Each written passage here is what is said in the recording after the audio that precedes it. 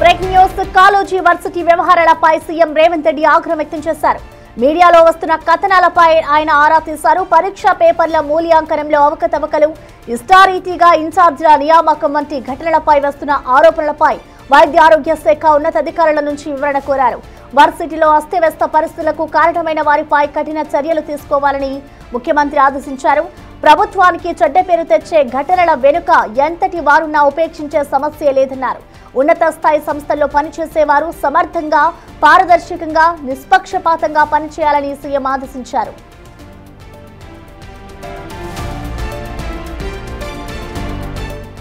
College university vice chancellor doctor Nandakumar రాజీనామా చేశారు. యూనివర్సిటీలో జరిగిన పలు వ్యవహారాల్లో ఆయనపై తీవ్ర ఆరోపణలు వచ్చాయి. పరీక్షా పేపర్ల మూల్యాంకనంలో అవకతవకలు, ఇష్టారీతిగా ఇన్ఛార్జీల నియామకం విషయంలో వస్తున్న ఆరోపణలపై సీఎం రేవంత్ రెడ్డి సీరియస్ అయ్యారు. వైద్య ఆరోగ్య శాఖ ఉన్నతాధికారుల నుంచి సీఎం వివరణ కోరిన కాసేపటికే వీసీ రాజీనామా చేశారు.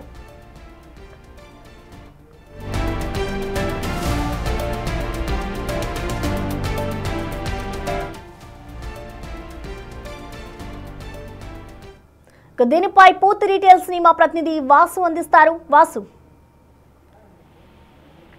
కాలోజీ యూనివర్సిటీ సంబంధించినటువంటి వ్యవహారాలపైన ముఖ్యమంత్రి రేవంత్ రెడ్డి తీవ్ర ఆగ్రహం వ్యక్తం చేశారు. గత కొంతకాలంగా కూడా అక్కడ నెలకొన్నటువంటి అనిశ్చితికి సంబంధించి, అంటే ఎగ్జామ్స్ నిర్వహించడం కావచ్చు, సీట్ల కేటాయింపులు కావచ్చు, ఇష్టారీతిగా ఇన్ఛార్జ్ నియామకానికి సంబంధించి కూడా ఇక్కడ ఉన్నటువంటి వీసీ పైన చాలా పెద్ద ఎత్తున కూడా ఆరోపణలు వచ్చాయి. పత్రికల్లో కూడా చాలా తీవ్ర స్థాయిలో కూడా కథనాలు వచ్చాయి. ఈ నేపథ్యంలో ముఖ్యమంత్రి ఉన్నతాధికారులకు సంబంధించి కూడా వైద్య ఆరోగ్య శాఖ ఉన్నతాధికారులకు వివరణ కోరారు. వర్సిటీలో అస్తవ్యస్త వ్యవస్థకు సంబంధించి కూడా ఆయన ఆరా తీశారు.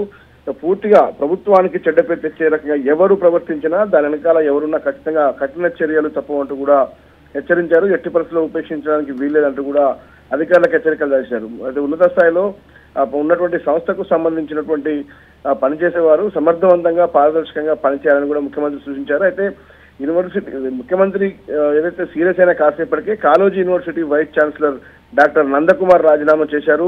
అయితే యూనివర్సిటీలో ఇటీవల కాలంలో వస్తున్నటువంటి ఆరోపణల నేపథ్యంలో నందకుమార్ ఏదైతే ఆరోపణలు ఎదుర్కొంటున్నారో ఈ నేపథ్యంలో సీఎం చాలా సీరియస్ గా స్పందించారు. ఎందుకంటే హెల్త్ యూనివర్సిటీ అనేది ఖచ్చితంగా కూడా అనేక మంది పీజీ విద్యార్థులతో పాటు అనేక మంది ఎంబీబీఎస్ విద్యార్థులు ఉంటారు. వాళ్ళ సీట్ల కేటాయింపు సంబంధించి అంటే కొన్ని ఇటీవల వచ్చినటువంటి ఆరోపణలు రిటైర్ అయినటువంటి చాలా మంది ఉద్యోగులకు ఇక్కడ ఇవ్వడం, మరోపక్క సమర్థవంతంగా లేనటువంటి డాక్టర్లకు కీలక పదవులు అప్పచెప్పడం అన్న అంశానికి సంబంధించి కూడా కాబట్టే ఈ అనిశ్చితికి కారణమైందంటూ కూడా ముఖ్యమంత్రికి అధికారులు వివరించారు.